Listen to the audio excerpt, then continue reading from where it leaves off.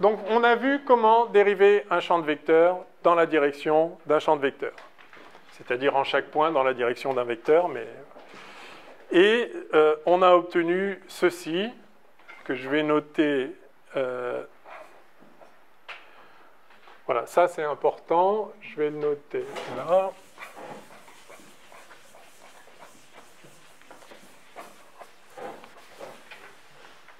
OK.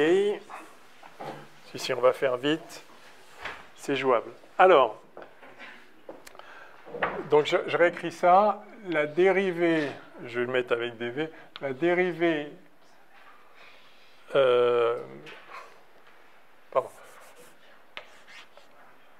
la dérivée dans la direction d sur dx k de, c'était où? Ah oui, ça c'est ce que j'ai expliqué pendant la pause. Bon, ça c'est un vecteur, d'accord? Sa composante IM, c'est la dérivée de VI, la dérivée partielle, si vous voulez, par rapport à la km coordonnée, comme habituellement, plus, enfin même habituellement, il y a toujours le plus, mais quand les gammas sont nuls, bah, le plus, il ne se voit pas. Et quand on travaille dans une carte cartésienne, dans un espace euclidien plat, les gammas sont nuls, et donc on est content, pour dériver dans une certaine direction un vecteur, de dériver ses composantes dans la direction en question. Mais en réalité, il y a toujours ici, en plus, gamma I, J, K, VJ. Voilà l'expression de la IM composante de la dérivée covariante d'un vecteur quelconque V dans la direction d sur dxk. OK.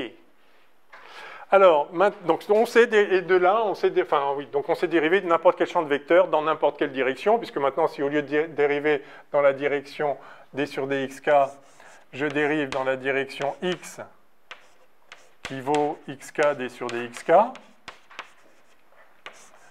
eh bien, la IM composante sera, ce sera xk fois ça. D'accord?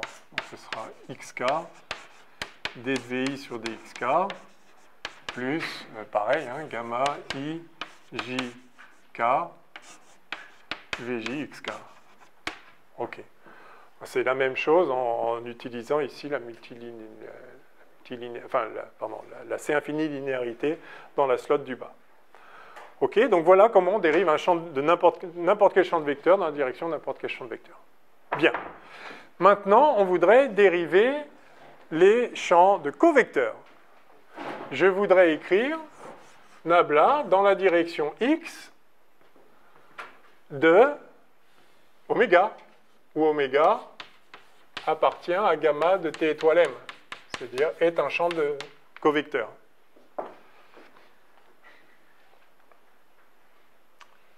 Very good. Ben, on va procéder exactement de la même façon. Donc ça, si je me mets dans une certaine carte X, enfin dans une carte UX, comme toujours, je peux exprimer les coordonnées de X dans la base en question. Donc c'est XI d sur dxi. Et puis oméga, je peux l'exprimer dans la base duale associée à la carte X, c'est-à-dire oméga J dxj. D'accord? Et j'applique les règles, les contraintes qui font qu'une dérivée covariante est une dérivée. C'est infini linéaire dans la slot ici, dans la direction dans laquelle on dérive. Donc ça fait xi nabla dans la direction d sur dxi de oméga qui vaut donc oméga j dxj. Là, j'ai juste remplacé, j'ai remplacé x et oméga par ce qu'ils valent et j'ai utilisé la multilinéarité dans la direction de dérivation. Très bien. À chaque fois, pardon, je dis multilinéarité. Là, c'est infini linéarité. Il y a juste une linéarité ici. Et puis maintenant, j'ai la dérivée d'un produit, une fonction fois un covecteur. Bah, c'est la dérivée de la fonction fois le covecteur, plus la fonction fois la dérivée du covecteur, Leibniz. D'accord ? Et donc ça fait xi dérivé par rapport à dxi de oméga j, tout ça fois dxj, plus xi oméga j dérivé dans la direction d sur dxi de dxj. Exactement ce qu'on a fait pour les vecteurs. Leibniz. OK. Maintenant, la dérivée de oméga j dans la direction d sur dxi, bah, c'est simple, oméga j c'est une fonction. Donc la dérivée d'une fonction dans la direction du vecteur, c'est le vecteur appliqué à la fonction. Donc ça, ce n'est rien d'autre. C'est exactement ce qu'on a fait pour les vecteurs. Ça fait xi d oméga j sur dxi. OK. Donc tout ça, c'est comme si on appliquait le vecteur à la fonction oméga j. Enfin, c'est ça. C'est le vecteur complet. Hein, si vous voulez, tout ça, c'est x appliqué à oméga j. Bon, entre parenthèses, peu importe, enfin, ça fait ça. Fois dxj. Donc là, vous voyez qu'on a dérivé, en fait, on a dérivé les composantes de oméga, de la forme linéaire, sans toucher au vecteur de base. Et puis l'autre terme, c'est on laisse les composantes et on dérive le vecteur de base. Enfin, c'est complètement évident, c'est tout à fait habituel. Simplement, ici, qu'est-ce que c'est que ce truc-là? Qu'est-ce que c'est que la dérivée, donc le plus xi oméga j, qu'est-ce que c'est que la dérivée d'une forme linéaire, d'un covecteur, enfin d'un champ de covecteur, dans une direction donnée? Ben, j'en sais rien, c'est complètement arbitraire, je fais ce que je veux. C'est exactement ce qu'on a fait tout à l'heure avec les champs de vecteurs. On a dérivé les composantes, parce que les composantes, on sait comment dériver une composante. Une composante, c'est une fonction, donc je sais la dériver, très bien. Et puis après, on s'était retrouvé à dériver la base de champ de vecteurs. Et là, je me retrouve à dériver la base le champ de base de covecteur. Et a priori, je ne sais pas faire. C'est pour ça que j'ai besoin d'une dérivée covariante, parce que ce n'est pas prescrit. Donc là, ce qu'on avait fait avant, c'est qu'on a dit, bah justement, je choisis ce que je veux, je décrète que la dérivée du champ de vecteur d sur dxi dans la direction d sur dxj, c'est tel vecteur, que j'avais décomposé sur la même base. Donc j'avais obtenu des coefficients de la connexion.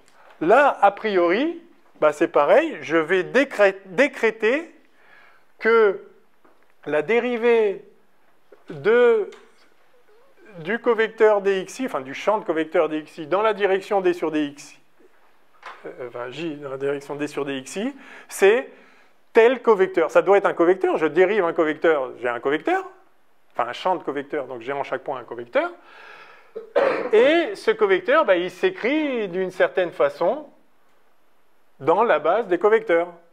Donc il existe un certain covecteur que je vais appeler, alors après gamma, je l'appelle, je sais pas, je l'appelle delta. Je l'appelle delta. Ceci est un vecteur, est un covecteur, je vais mettre la flèche en bas comme ça, voilà. C'est un covecteur de composantes, enfin, pardon, c'est un covecteur particulier qui est le covecteur qui correspond à la dérivée de dxj dans la direction dxi. C'est un certain covecteur. Et ce covecteur, je peux l'écrire par ses composantes dans la base des dxj. Et donc, c'est un certain delta ki dxk. C'est un covecteur. J'ai le choix. Du moins, je crois que j'ai le choix. En tout cas, ce qui est sûr, c'est que c'est un covecteur. Donc, il s'écrit comme ça. Et donc, tout à l'heure, ce qu'on a vu, c'est que...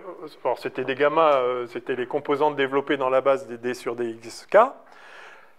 On a vu qu'on avait complètement le choix de prendre ce qu'on voulait. Et donc, c'est les coefficients de la connexion.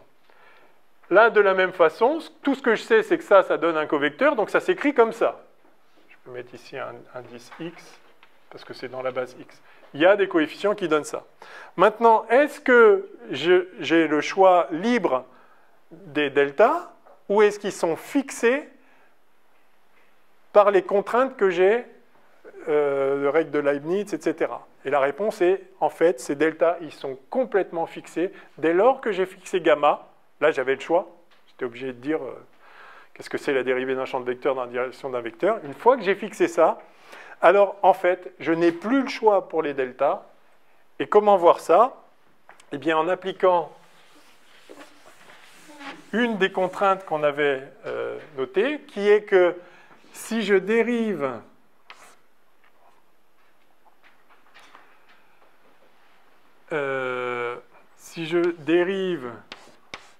oméga de V dans la direction X, ça doit être la dérivée dans la direction X de oméga appliqué à V plus oméga appliqué à la dérivée de V dans la direction de X. D'accord? C'est notre espèce de Leibniz. La variation de oméga appliqué à V, c'est la variation de oméga appliquée au même V, plus le même oméga appliqué à la variation de V. Bon.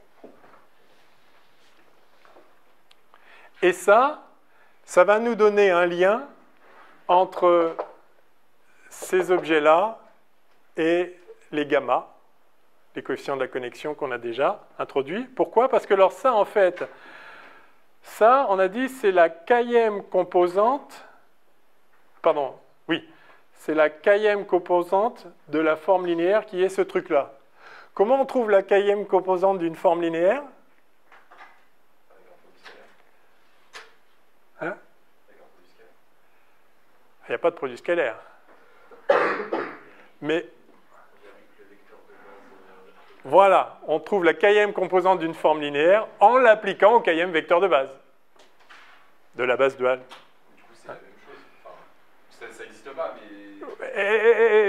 Oui, le problème, c'est que si vous dites produit scalaire, ok, avec quelle base? C'est quoi votre produit scalaire? Si vous changez de base, ce ne sera plus le même. Tandis que là, une forme linéaire appliquée à un vecteur, ça fait ce que ça fait, c'est la définition de la forme linéaire. Oui. Mais je comprends votre idée, mais vous voyez, il n'y a pas de produit scalaire canonique. Et ça n'empêche pas de définir les formes linéaires, bien sûr. Donc ça, ce n'est rien d'autre, en fait, que cette forme linéaire, la dérivée de celle-ci dans la direction de celle-là. Donc en fait, voilà. Donc on a delta J KI dans la base X, qui n'est rien d'autre que la forme linéaire ici, D sur DXI, qui est, dérivée par rapport à D sur DXI de DXJ, tout ça appliqué au kème vecteur de base D sur DXK. Voilà ce que c'est.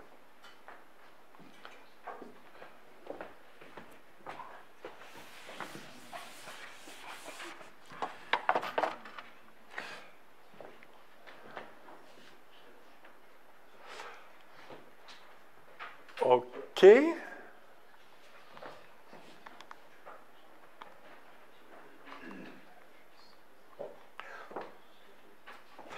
Eh bien, je vais appliquer cette formule-là à un nombre très particulier qui est simplement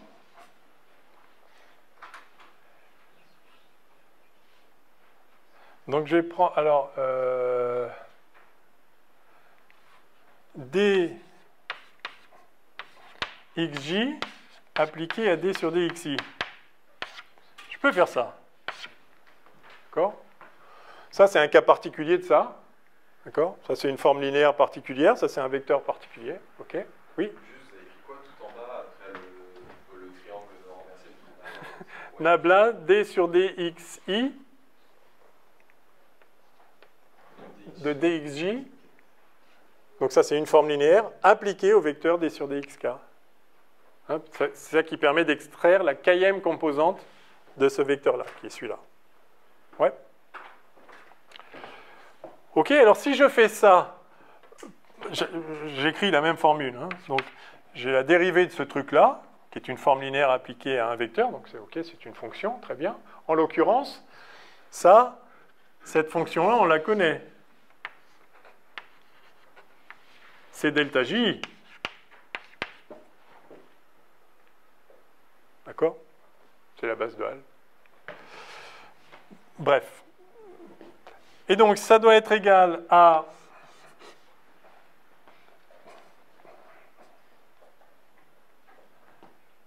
nabla dans la direction... Alors, en fait, je voudrais même dans la direction... Bon, bref. Oui, je vais même l'appliquer dans la direction d sur dxk, carrément.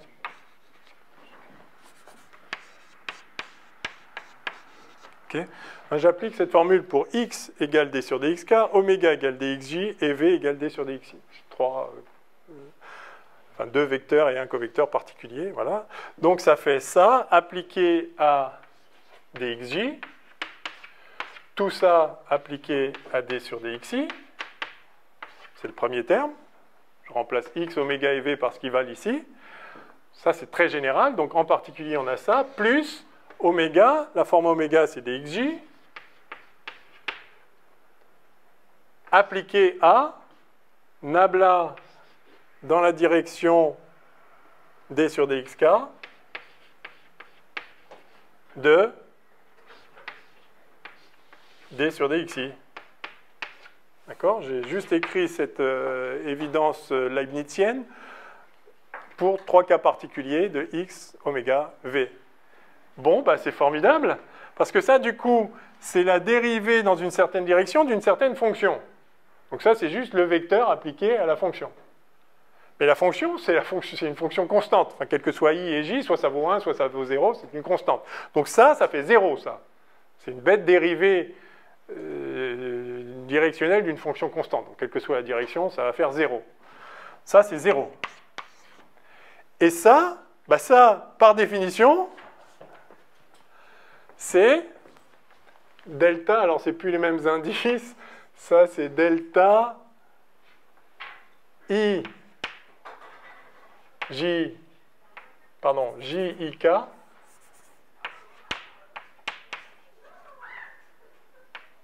D'accord? Par définition.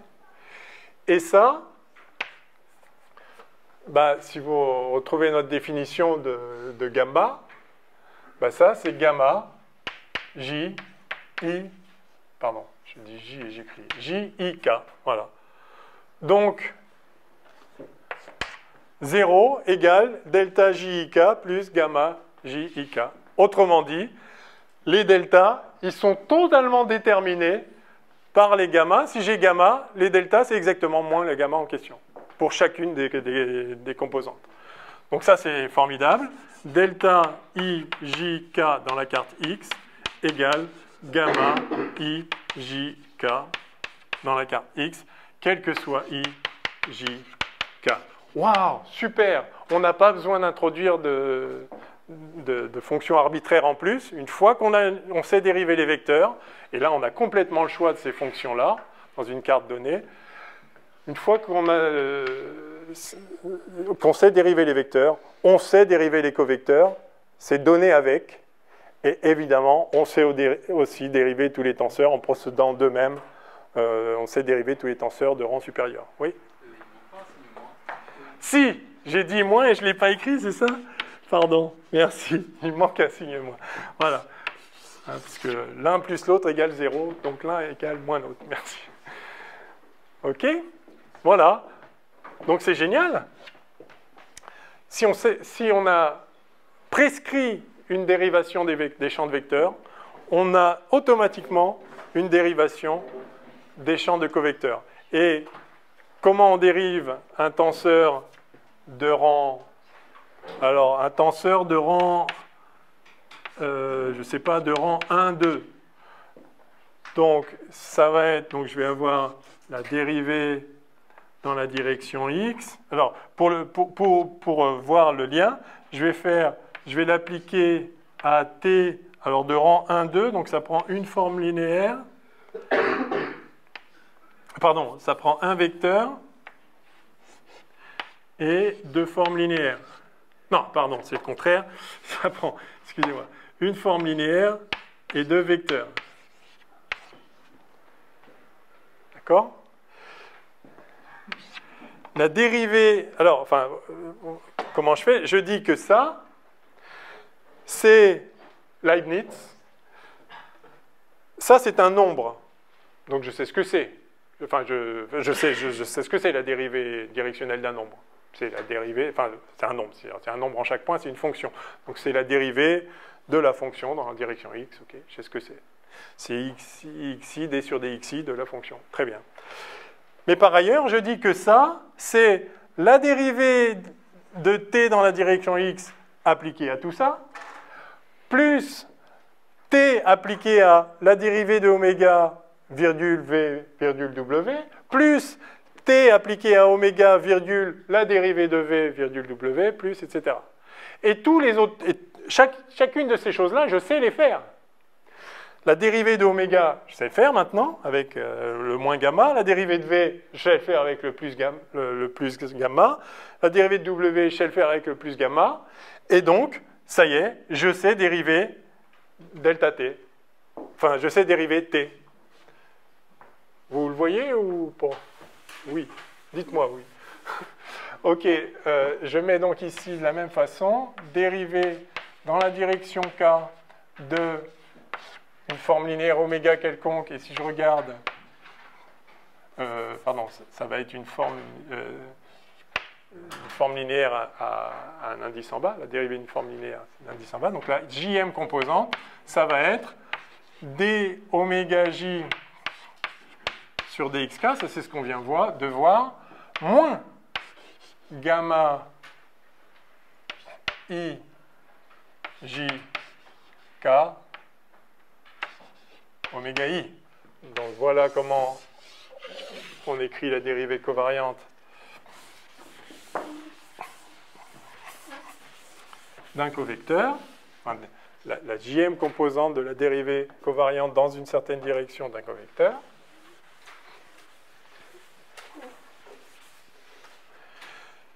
Et donc, après, pour n'importe quel tenseur, par exemple donc celui de là-bas, je vais avoir nabla xt appliqué à oméga vw, qui va être nabla x de t appliqué à oméga vw, moins t appliqué à nabla xv oméga vw, moins t appliqué à oméga nabla xv w, moins t appliqué à oméga v nabla x w. D'accord, ça c'est Leibniz. Et donc, ça je sais faire, ça je sais faire, ça je sais faire, ça je sais faire, donc je sais faire ça. Donc je sais dériver n'importe quel tenseur. D'accord? Dès lors que je sais... enfin, bon, vous avez vu ce qu'on a fait. Le coup d'avant, j'avais ça. J'avais...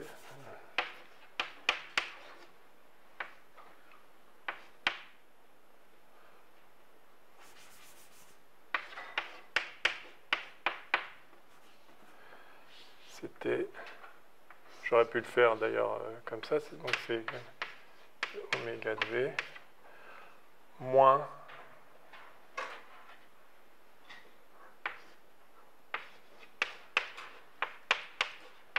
Oui, c'est ça que j'ai fait le coup d'avant. Je dis que nabla x de oméga de V, c'est nabla x d'oméga V plus oméga nabla x de V. Donc si je le passe de l'autre côté, vous voyez que dès lors, ça aurait peut-être été d'ailleurs plus clair pour vous, je ne sais pas, dès lors que je sais ça, c'est une fonction, ça. Donc je sais dériver les fonctions. Si je sais dériver les vecteurs, bon bah ça y est, je sais dériver les covecteurs. De la même façon, si je sais dériver, de la même façon, je sais dériver en fait tous les tenseurs, parce que la dérivée des tenseurs s'exprime à partir de la dérivée d'une fonction et puis il y a dérivée des vecteurs et dérivée des covecteurs. Donc je les ai tous en fait. Et donc par exemple, la dérivée dans la direction d sur dxk de donc un tenseur qui aurait, je ne sais pas, vous le voulez de quel rang le tenseur, on peut prendre le même que celui-là, donc I, enfin, ou ABC.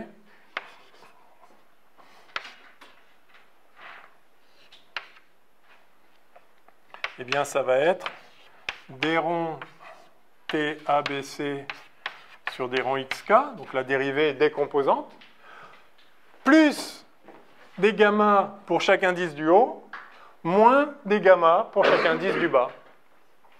Plus, donc, un gamma pour l'indice du haut, allez, gamma, je suis à court de lettres, RST on va faire, allez, gamma R,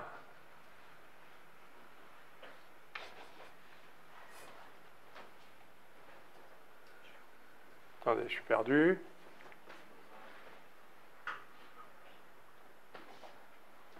Non, là c'est A, pardon, gamma A, j'ai dit RST, donc on va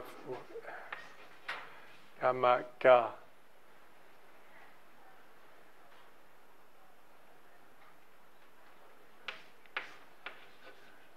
ah oui, TRBC, pardon, excusez-moi, je m'embrouille. Donc plus avec l'indice du haut et moins avec les indices du bas.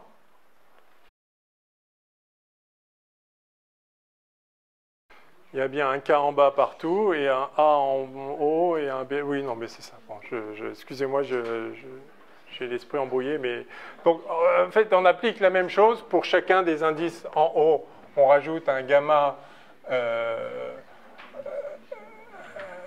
En fait, on transfère, on ajoute cette somme ici. C'est toujours dérivé par rapport à K, ici. Et pour l'indice en bas, c'est pareil, c'est le même principe, dérivé par rapport à K, deuxième indice ici. Et puis, voilà, on fait une combinaison des composantes pour les ramener à J ici, pour qu'il y ait un indice J ici. Oui? Qu'est-ce qu'on a écrit? Est-ce qu'on a écrit la dérivée covariante seulement appliquée à T ou la dérivée covariante appliquée à T et tout? Non, ça c'est la... Enfin, en suivant ce même raisonnement que ce qu'on a fait pour la dérivée de oméga, si on l'applique à n'importe quel tenseur, en fait, on le voit bien, à chaque fois qu'il y a un indice en haut, il sort un plus. À chaque fois qu'il y a un indice en bas, il sortirait normalement, par le même raisonnement, par le même formalisme, il sortirait un delta, mais le delta, c'est moins un gamma. Donc, en fait, si vous voulez, là, ce serait un plus delta. Et puis là, il y aurait du coup un plus gamma pour l'indice en haut et un plus delta pour l'indice en bas. Tous pareil, sauf que le plus delta, c'est moins gamma. Voilà. Je ne comprends pas, c'est cette dérivée covariante du tenseur. Ouais. En haut à droite, est-ce qu'il s'agit de la dérivée covariante du tenseur seulement, ou est-ce qu'il s'agit de la dérivée covariante là ou là? De l'ensemble? Ça, alors justement, l'idée, c'est de dire que la dérivée du tenseur appliquée à ça, c'est la dérivée du tenseur appliqué à ça, moins les autres termes. Parce qu'en fait, la dérivée du tenseur appliqué à ça, c'est la dérivée du tenseur appliqué à ça, plus. Voilà. Okay. D'accord? C'est ce qu'on... Enfin, je ne sais plus si c'est encore écrit. Oui, c'était là. La dérivée de le tenseur appliqué à ça, c'est la dérivée du tenseur plus, voilà, c'est Leibniz. Et donc, du coup, et le truc qu'on cherche, c'est celui-là. C'est la dérivée du tenseur appliqué. Et donc, je dis celui-là, c'est lui moins les autres. Et chacun des autres, du coup, c'est que des dérivés de vecteurs ou de formes linéaires. Du coup, le premier terme, là, qui est la dérivée appliquée à tout. À tout? Ah, ben parce que, en fait, ça, c'est une fonction. Donc ça, c'est juste x de la chose. Ok, donc... Okay. Et ça, par définition, c'est T, A, B, C, oméga A, VB, WC. Du coup, c'est juste une fonction dans C infini de U. Et donc ça, c'est d sur dx. C'est xk, d sur dxk de tout ça. Voilà, c'est une fonction, voilà, dérivée d'une fonction, c'est juste le vecteur appliqué à la fonction. OK? Bon, désolé, oui? Est-ce que vous pouvez juste redire pourquoi, quand on écrivait en haut, pourquoi c'était que des signes moins ensuite Parce que, alors, je vais l'écrire ici explicitement. Donc, la dérivée dans la direction x de t de oméga vw. D'accord? Ça, c'est quoi? Leibniz. C'est la dérivée dans la direction x de t appliquée à oméga vw. Plus t appliqué à la dérivée dans la direction x de oméga vw. Plus t appliqué à oméga à la dérivée dans la direction x de v et à w. Plus t de oméga v et la dérivée dans la direction x de w. Leibniz. La dérivée de ce truc-là, dans lequel t peut varier, oméga peut varier, v peut varier, w peut varier, c'est la variation de lui appliquée aux autres, plus lui appliqué à la variation de lui et je ne touche pas aux autres, plus, enfin, je touche aux composantes qui peuvent varier une par une, et je le fais en additionnant parce que c'est linéaire. Enfin, c'est... D'accord? Donc c'est vraiment... c'est Leibniz. Et du coup, si je sais faire la dérivée des vecteurs, enfin des covecteurs et la dérivée des vecteurs, ben je sais dériver n'importe quel tenseur, parce que ça, je sais faire, ça c'est la dérivée d'une fonction. Vous voyez? Donc c'est pour ça qu'une fois qu'on sait dériver les vecteurs, et qu'on en déduit la dérivation des covecteurs, c'est les deux que je vous ai montrés très proprement, après vous comprenez bien que tout le reste s'en déduit à partir de la dérivée, de la connaissance de la dérivée des covecteurs et de la dérivée des vecteurs. Tous les termes sont connus, et de la dérivée des fonctions, bien sûr, qui était connue avant même qu'on démarre. OK? Alors, je vous fais juste la dérivée directionnelle. Ouais, enfin non, la dérivée directionnelle, elle est faite. Alors, je vous fais juste le transport parallèle pour que vous puissiez faire les dernières questions du DM. Et on reprendra tout ça tranquillement après. Mais vous comprenez, vous allez comprendre tout de suite l'idée. En fait, ce sera un chapitre 6, mais je reprendrai formellement après, ou alors on fait ça direct. Comment j'ai prévu mon affaire?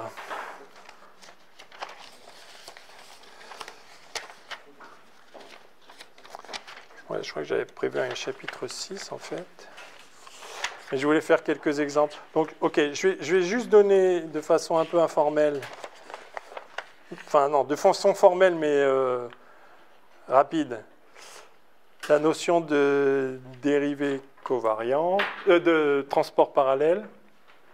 Je reprendrai après mieux la semaine prochaine.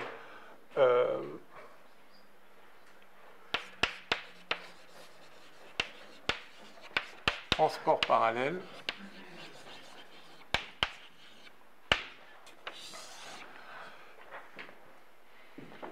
Donc, si on a une courbe gamma,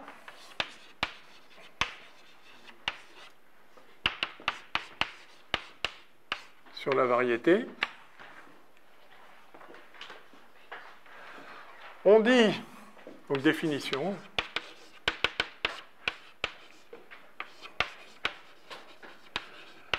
un champ de vecteurs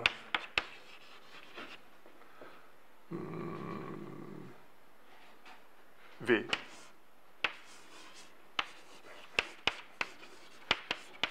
Non, je ne vais pas l'appeler V, je vais l'appeler X. Et dit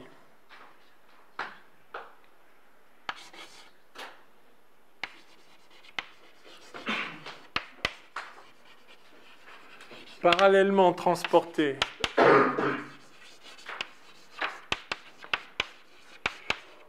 le long de gamma, donc en suivant la courbe gamma, si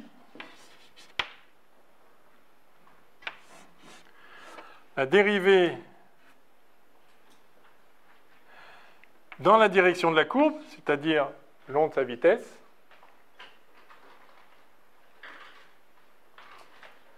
du champ de vecteur x égale 0. C'est-à-dire qu'en chaque point de la courbe, si vous vous déplacez dans la direction de la courbe, bah, la dérivée du champ de vecteur est nulle. Donc c'est ça que ça veut dire que le champ de vecteur ne varie pas dans la direction de la courbe.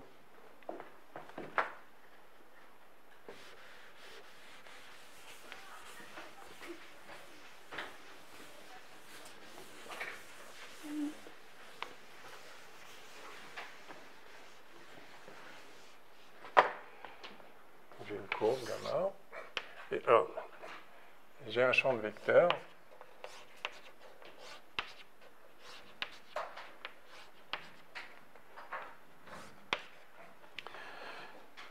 En chaque point de la courbe, j'ai une direction. Alors je le représente là, mais évidemment, tout ça, en fait, c'est dans les plans tangents à chaque fois. Hein, les deux, à la fois, le champ de vecteur lui-même, il est défini en chaque point dans le plan tangent. Le vecteur vitesse de la courbe, c'est un vecteur du plan tangent, mais voilà, je le représente figurativement comme ça dans un espèce de plan tangent vu de l'extérieur, si vous voulez. Je dis que le champ de vecteur rouge ici est parallèlement transporté le long de la courbe gamma si en chaque point, la dérivée du champ de vecteur, donc le champ de vecteur, il y en a partout, hein, donc on a vu ce que ça voulait dire, la dérivée du champ de vecteur. C'est ça, enfin, c'est nabla. Alors dans quelle direction? Dans la direction de la courbe. Voilà. Le champ de vecteur est parallèlement transporté dans la direction de la courbe si sa dérivée dans la direction, en suivant la vitesse, si sa dérivée est nulle. C'est évident.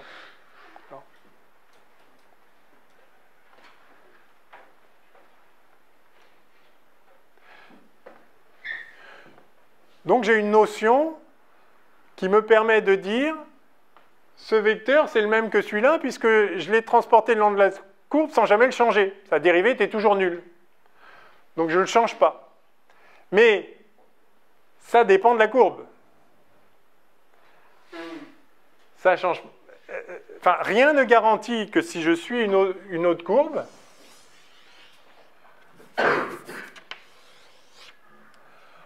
en transportant ce vecteur de façon parallèle, peut-être que ça va faire ça. Et je vais me trouver ici avec un autre vecteur.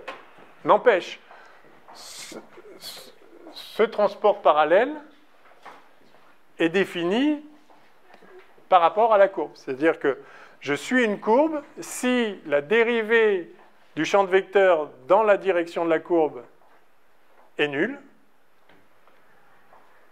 ben je peux dire que je garde le même vecteur. Mais ce n'est pas le même vecteur, on ne peut pas comparer les vecteurs. En fait, quand on dit c'est le même vecteur, ça ne peut rien dire. Ce que je dis, c'est que la dérivée du vecteur est nulle. Enfin, du champ de vecteur correspondant est nulle. Si on pouvait faire ça de façon consistante, quel que soit le chemin suivi, alors on pourrait identifier des vecteurs à différents points. Quand l'espace est plat, on peut le faire. Quand l'espace, de manière générale, on ne peut pas le faire. Ça va dépendre du chemin suivi. Et la manière dont ça en dépend, c'est ça qu'on appelle la courbure, en fait. Mais on verra ça la semaine prochaine. Là, j'ai peur de vous gaver de trucs trop vite. Juste, du coup, pour les 3 dernières questions, ce qu'on appelle...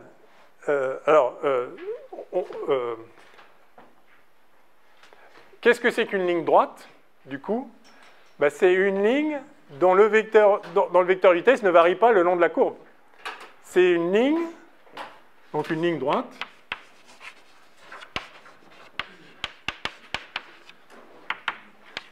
je mets des guillemets parce que, enfin, pour ne pas interférer avec la notion euclidienne, mais en fait, si, c'est la définition d'une ligne droite. Une ligne est droite si la dérivée du champ de vitesse dans la direction de la vitesse est nulle.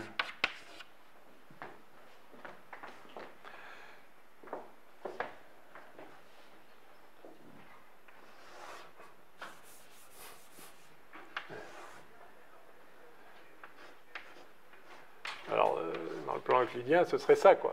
C'est-à-dire, quand vous déplacez le long de la vitesse, enfin, le long de la courbe, à la vitesse du paramètre, la vitesse ne varie pas. La dérivée du champ de vitesse varie. Mais il faut prendre un peu plus de temps, en fait. Je reprendrai la notion de transport parallèle la prochaine fois, parce que là, c'est trop rapide, parce qu'en particulier, cette dérivée-là, le champ de vitesse, il est défini que sur la courbe. Donc ça veut dire quoi, sa dérivée? Si je vais dans une autre direction, il n'est plus défini, le champ de vitesse, il est défini que sur la courbe. Donc soit on le complète, soit on réalise qu'en fait, on n'a besoin que des vitesses le long de la courbe, justement parce qu'on regarde dans la direction de la courbe. Donc peu importe comment ça varie, si on allait à côté, on ne pourrait pas définir le champ de vitesse à côté, puisque à côté, il n'y a rien. Mais du coup, ça suffit. Mais pour faire ça proprement, il faut passer un tout petit peu plus de temps. Donc, juste par rapport à la question de l'exercice, donc, c'est ça qu'on appelle l'accélération. C'est la variation de la vitesse le long de la vitesse. Bon, de toute façon, tout ça est redéfini, mais il y avait donc besoin de comprendre ce que veut dire cette chose-là. Je pensais faire ça juste dans la première partie du cours en 1h30. Ça nous a pris 3 heures, mais qu'à cela ne tienne. Vous savez ce que c'est qu'une dérivée covariante, c'est-à-dire la dérivée d'un champ de vecteur dans la direction d'un vecteur, ou de la dérivée de n'importe quoi dans la direction d'un champ de vecteur. Et donc une ligne droite, c'est une ligne telle que la vitesse ne change pas en suivant la courbe elle-même, dans la direction de la courbe. C'est assez évident. Bon, mais on fera la distinction entre autoparallèle et autoparallèlement transporté, suivant si on accélère le long de la courbe ou pas. On verra tout ça tranquillement la semaine prochaine. À la semaine prochaine.